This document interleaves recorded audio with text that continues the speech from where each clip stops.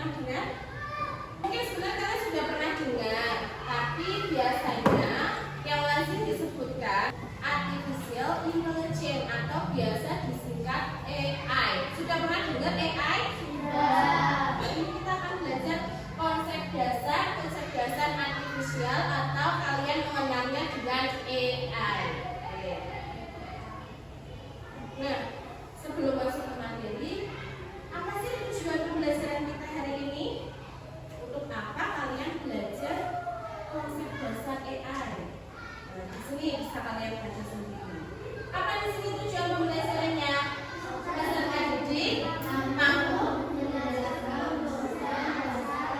KA itu kecerdasan artifisial atau AI yang meliputi definisi dan karakteristiknya. Nanti kalian akan belajar definisi dan karakteristik AI. Oke? Sudah siap belum? Biar lebih fokus, coba kita tetap fokus. Melihat, mendengar, melihat, fokus. Oke, fokus. Oke, kita masuk ke materi. Di sini.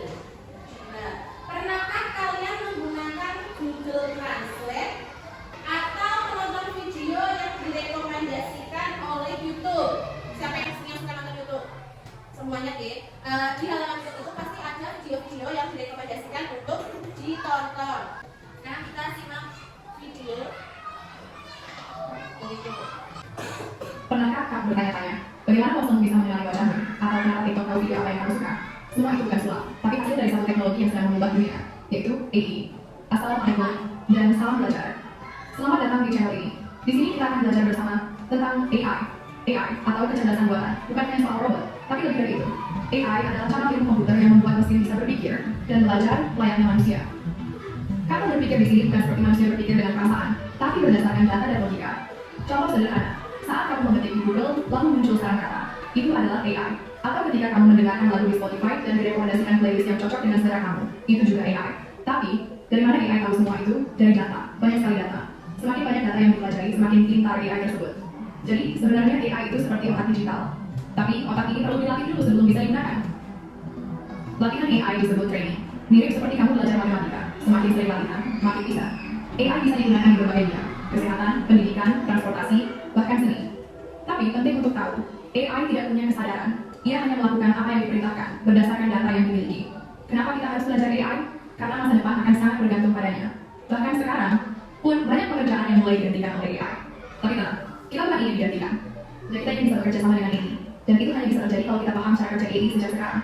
Melalui Tadi sudah kalian lihat, AI tadi semakin banyak data, mereka akan semakin pintar. Semakin banyak data yang dia peroleh, semakin akurat jawaban yang diberikan. Di sini ada beberapa definisi atau arti kecerdasan artifisial.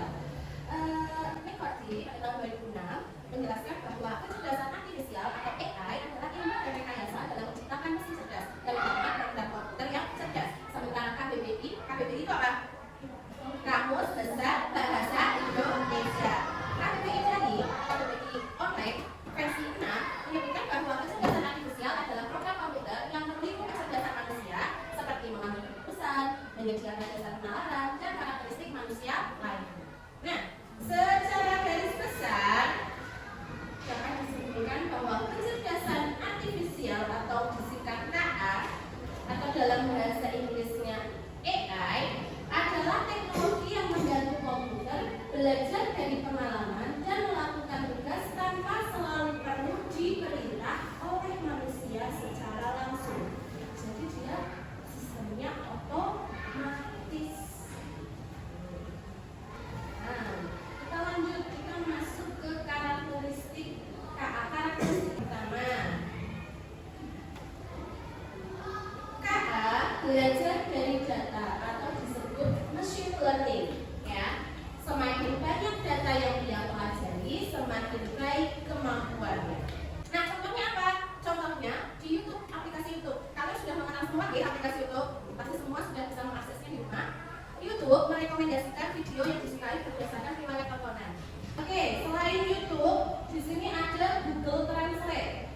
Google Translate akan semakin akurat dalam menerjemahkan karena terus belajar dari teks yang digunakan oleh banyak orang di seluruh dunia.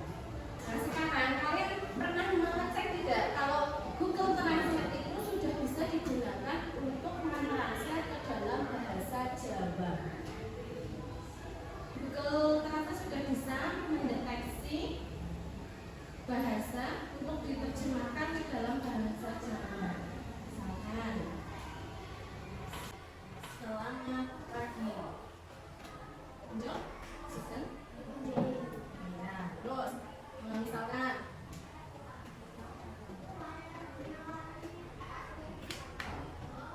saya pergi ke sekolah kamu, maka sekolah.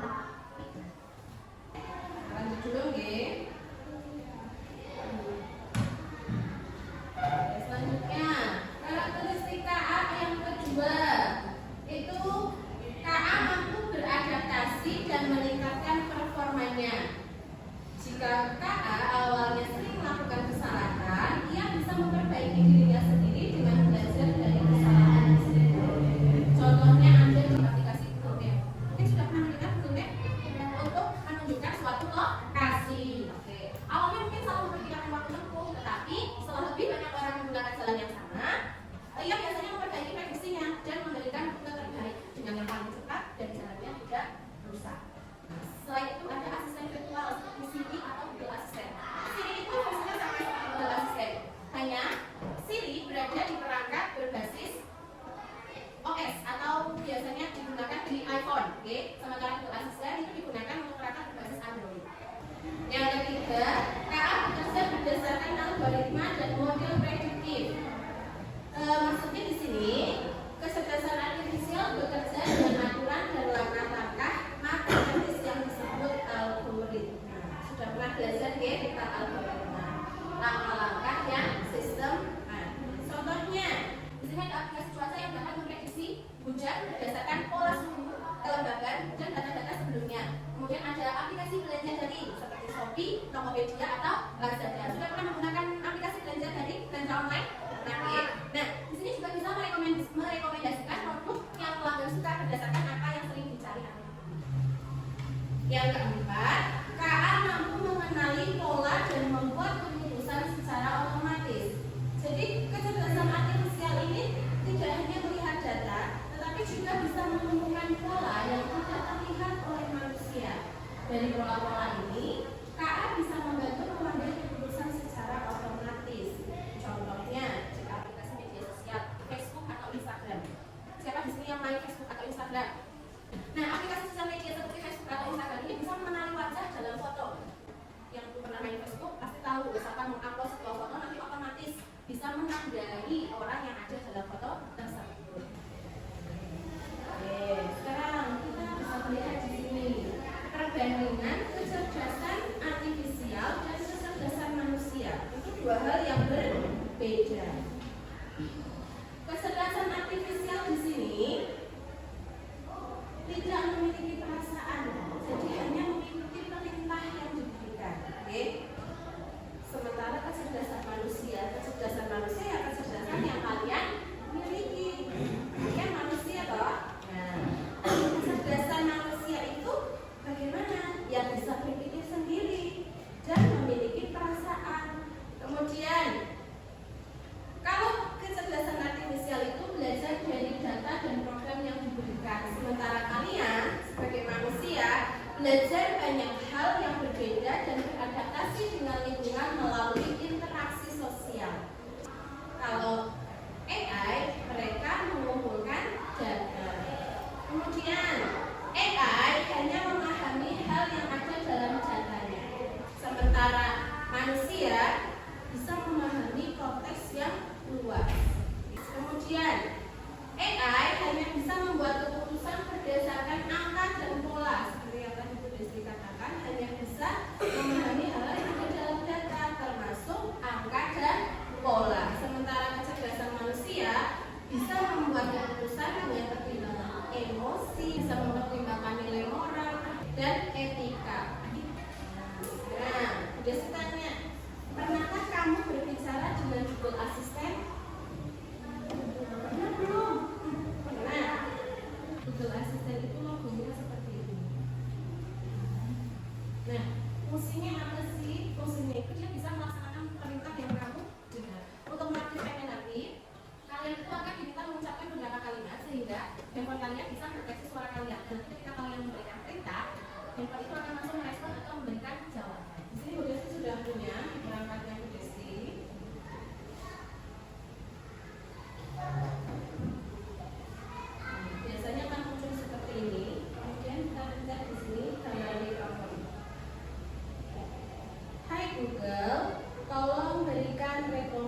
rekomendasi game edukasi untuk anak SD.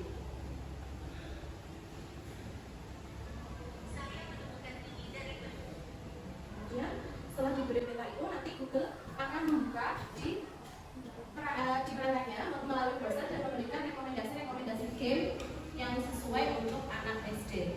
Kalian juga bisa memberi perintah apapun. Nanti bisa dicoba di rumah dengan handphonenya masing-masing. Kita masuk ke mesin cerdas dan mesin non cerdas. Nah, sebuah mesin dapat dikategorikan cerdas jika dia memiliki kemampuan untuk belajar dari pengalaman, tidak hanya mengikuti instruksi yang sama berulang kali, bisa menyesuaikan diri dengan perubahan tanpa perlu diprogram ulang, dan bisa membuat keputusan sendiri berdasarkan data yang dibutuhkan. Perbandingan mesin cerdas dan non cerdas di sini berdasarkan aspek cara kerja, adaptasi, pengambilan keputusan. Kalau mesin cerdas bisa belajar dari pengalaman dan memperbaiki kinerjanya, sementara mesin non cerdas hanya bekerja sesuai instruksi yang sudah diprogram. Kemudian berdasarkan aspek adaptasi, mesin cerdas bisa menyesuaikan diri dengan kondisi baru tanpa perlu diperintah ulang. Kemudian mesin non cerdas tidak bisa menyesuaikan diri, hanya mengikuti pola tetap. Sementara dari aspek pengambilan keputusan, mesin cerdas bisa mengambil keputusan sendiri berdasarkan data, sementara mesin non cerdas memerlukan intervensi manusia untuk setiap keputusan. Sama-sama mesin, tapi itu bedanya dari tiga aspek. Nah, untuk lebih memahami perbedaan mesin cerdas dan non cerdas, kita masuk ke contoh-contohnya. Yang pertama, Budesi di sini memberikan contoh mesin cerdas. Mesin cerdas ini bisa berpikir dan menyesuaikan diri dengan situasi. Oke? Contohnya ada asisten virtual, kemudian ada chatbot, terakhir ada mobil otonom, yaitu mobil tanpa pengemudi. Selanjutnya contoh mesin non cerdas. Mesin non cerdas ini hanya bisa berfungsi sesuai dengan perintah dari manusia. Contohnya di sini ada 3: kalkulator, mesin cuci manual, dan remote TV. Nah, sekarang Budesi punya sebuah game menjadi AI. Oke? Menjadi AI di sini nanti berdua saja deh. Nanti Mas Dosa, Mas Kowo, dan Mas Al jadi satu kelompok. Kemudian Mbak Maka dengan Mbak Akila, kemudian Mbak Siva dengan Mbak Mika. Oke. Instruksinya, peserta ini akan berperan sebagai sebuah AI. Sebelum AI bisa pintar, AI harus dilatih terlebih dahulu. Nah, proses belajar atau latihan ini disebut dengan training. Nanti kalian mau training dulu, oke? Ini boleh bisa Mbak Maka dan Mbak Mika. Nah, di situ training ada beberapa gambar yang sudah dijelaskan. Ada gambar-gambar itu hewan. Nanti kalian mengajarkan langsung gambar hewan. Di sini cara bermainnya yang pertama, nanti Budesi menyiapkan beberapa gambar hewan. Nanti kalian mengamati ciri-ciri setiap hewan. Bisa jumlah kakinya, tempat duduknya, atau jenis tubuhnya, berulang-ulang atau tidak, bulu bersih, berambut, oke? Kemudian setelah itu kalian mengelompokkan hewan berdasarkan ciri-cirinya.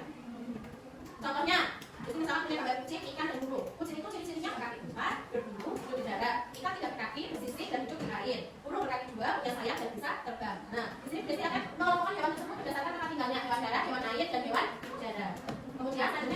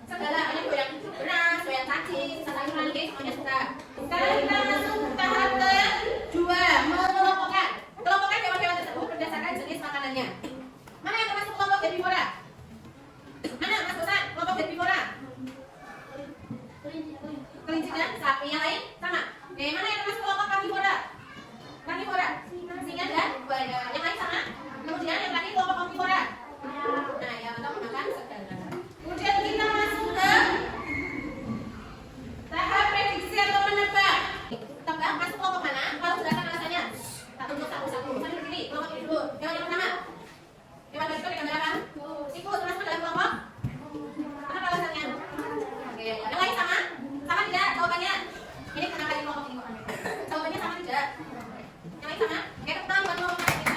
Selanjutnya, gimana yang kedua? Jadi, Mbak. Gimana Pak itu? Kalimat mana suaranya? Gimana Pak? Kelompok, kelompok gimana Pak? Karnivora alasannya? Oke, betul. Yang lain sama? Sama, tepuk tangan dulu. Sama terakhir, berdiri. Berdiri. Berdiri. Yang ketiga itu namanya apa? Kambing. Kambing termasuk kelompok hewan. Kenapa? Karena segala apa lagi? Omnivora. Karena kambing memakan tumbuh. Oke, bukan tumbuh buat kita semua. Nah, jadi seperti itu. AI itu diberi data-data baru, kemudian dia akan bisa memberikan jawaban yang semakin baik, semakin akurat. Oke, jadi mari kita lakukan pembelajaran pada siang hari ini. Tadi kita sudah belajar AI, karakteristik AI dan mengenal mesin cerdas dan non cerdas. Oke, kesimpulan pembelajaran kita pada siang hari ini yang pertama, AI adalah teknologi yang membuat mesin atau komputer bisa berpikir, belajar dan mengambil keputusan sederhana, hampir seperti manusia. Hampir nih. Kemudian yang kedua ada karakteristik AI. Yang pertama belajar dari data, semakin banyak contoh dia